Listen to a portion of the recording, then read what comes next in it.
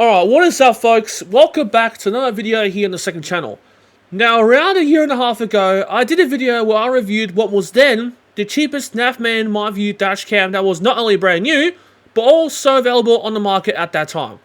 However, at the time of making this video, it has since been discontinued, as not only has it been sold out, for a while at least, on some tech stores that I found, such as Officeworks, Chippy Hi-Fi, and so on and so forth. But also, that dashcam had been released for at least a couple of years before I did that video. So that leads me to the assumption that it has been discontinued for a little while up to this point.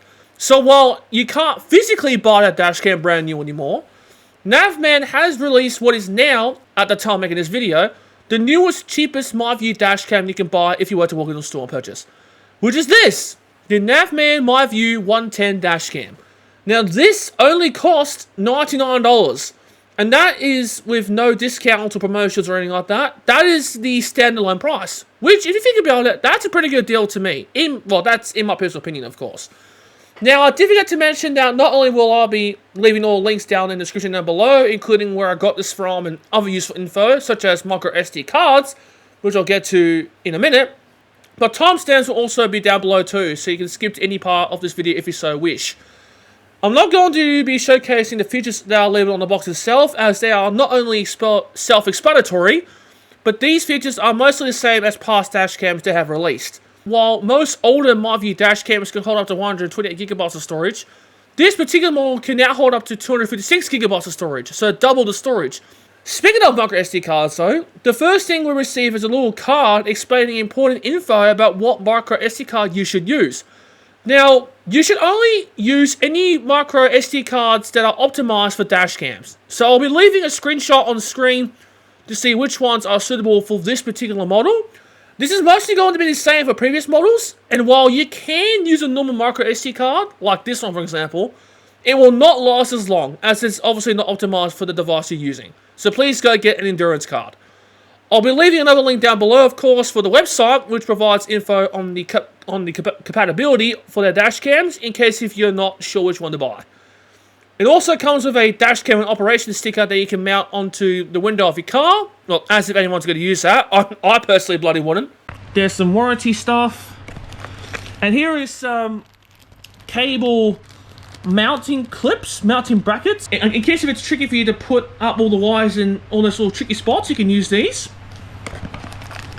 And here is the mount. Now this one's a suction cup mount, which can be really good if you're driving around in a hire car or anything like that.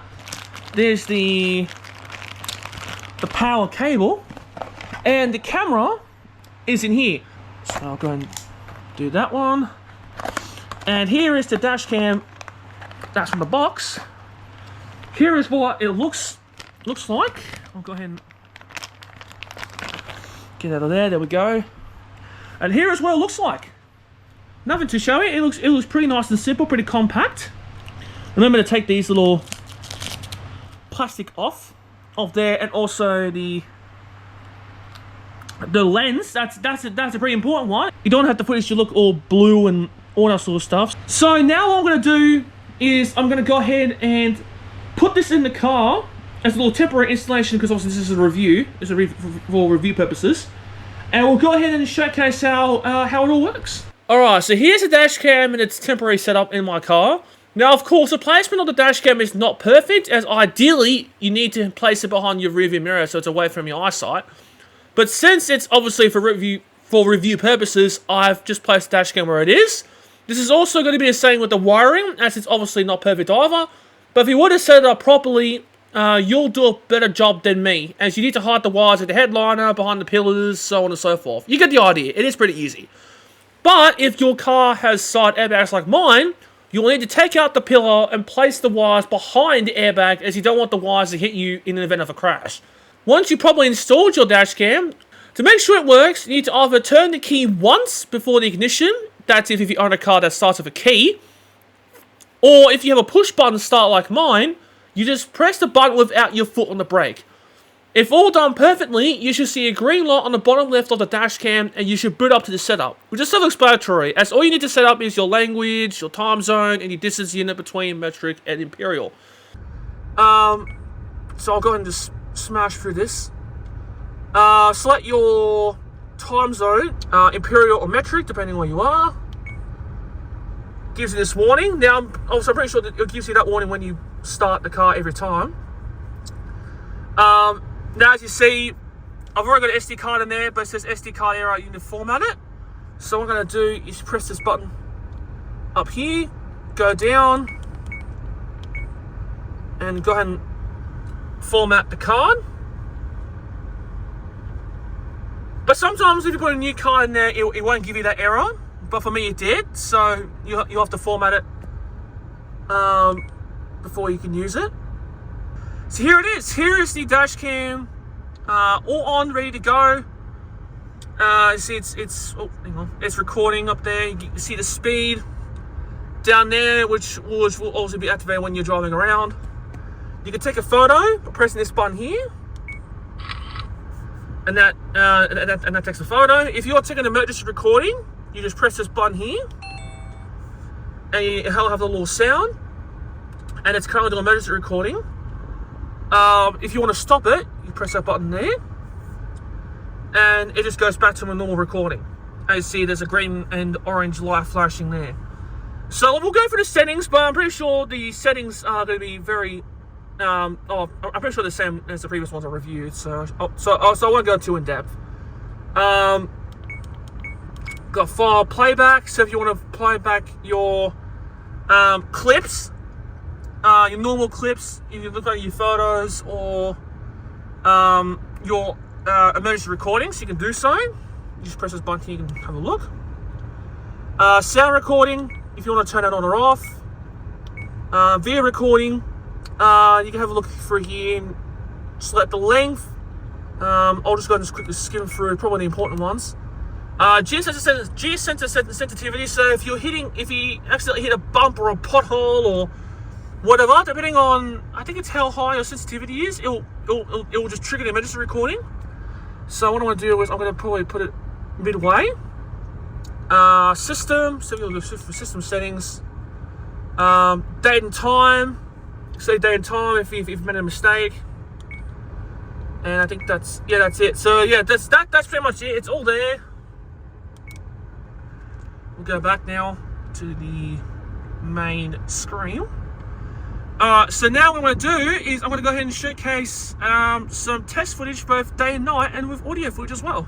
Now we've come to the important part, the sample footage. So here is some day footage from the dash cam. This may be subjective in terms of opinion, so this is going to be based on my opinion, but yours may differ from mine, so no hate in the comments. I feel like the quality has been slightly downgraded compared to the previous models I reviewed on this channel. But this is basically a you get what you pay for situation. So while the quality might not be the best and on par compared to the other 1080p dash cams on the market, such as like a Blackview 590X or any Navman MyViews released in the past. But look, it's usable and you can read license plates easily, so if that's your number one priority, this dash cam will do the job. However, there is one downside I want to mention though, and you may or may not have noticed it already, but something to do with the white balance. I don't know if this is normal or if there was a setting I forgot to change at the time of the recording, but as you can see, it goes from what I guess it's a normal white balance to a different white balance and back to normal. Now, I don't know if this is something to do with the weather, as it was a sunny day, so I don't know if the sun was interfering with it. I'm not so sure. And while this occasionally does happen in the footage, for me personally, it's not that big of a deal, but I do understand that this is annoying to some of you. So that's one downside to the dash cam. Now you're about to hear the audio sample from the dash cam. Alright, so here's an audio sample from the Navman MyView 110 dash cam. Now, I would assume the audio sounds a bit similar to the previous two Navman MyView dash cams I reviewed. But given the fact this is one of the newer ones that came out not too long ago, I wouldn't be surprised if it's slightly different. But let me know in the comments what you think about it. But given the price, I would assume the audio is not that bad. Obviously, it's not going to be like absolutely perfect, like the higher end dash cams would call the 1080p, like the Blackview 770X and whatnot.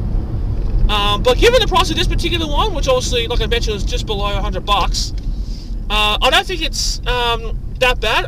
I think it's pretty decent, but I guess I'll have to wait and find out. So yeah, I hope you enjoyed this audio sample, and let me know what you think in the comments. Here is a nice simple clip from the dash cam, and again, I personally think it's not too bad, considering I'm recording this clip in a well-lit area. I don't know how this will perform in a not-so-well-lit area, such as a rural road or a rural country town, but I assume the footage will be alright. If you do live out that way and have this dash cam, let me know in the comments how it performs. There is a minor downside, and that is that the street lights and headlights seem a little overexposed, but you get what you pay for, and personally, it's not that big of a deal. The important thing is that, like the day sample clip, it does the job and the footage is usable. Overall, not bad for the $99 price tag. What do you think of the samples? Let me know in the comments. Alright, so now I've come up to the ultimate conclusion. Would I recommend this dash cam? Is it worth the price?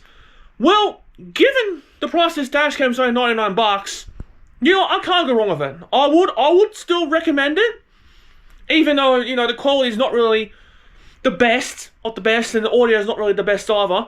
But look, you get what you pay for. $99, brand new. Yeah, look. I personally can't go wrong with it. It does the job. It records license plates well, and yeah, if you're looking for not only a good dash cam from a reliable brand like this one, and does the job, if you're on a tight budget, well, this is the one for you. I will say though, this is going to be a lot. This will be a better choice than a good chunk of those $20, $40 dash cams you might find on Temu or whatnot. So, if you're planning on getting one from Temu or whatever, I would say hold off on that until you have a look at this, because you might change your mind. You might not change your mind, but it's all up to personal opinion. So yeah, I will personally recommend it. Let me know in the comments if you would get this too. So, hope you enjoyed this video. Leave a like if you did. If you guys want to see more of these types of content in the future, or comment content, whatever, make sure to subscribe and turn on channel notifications so you never miss out on a future upload on this channel. Well, hope you enjoyed this video. I'll see you guys in the next one.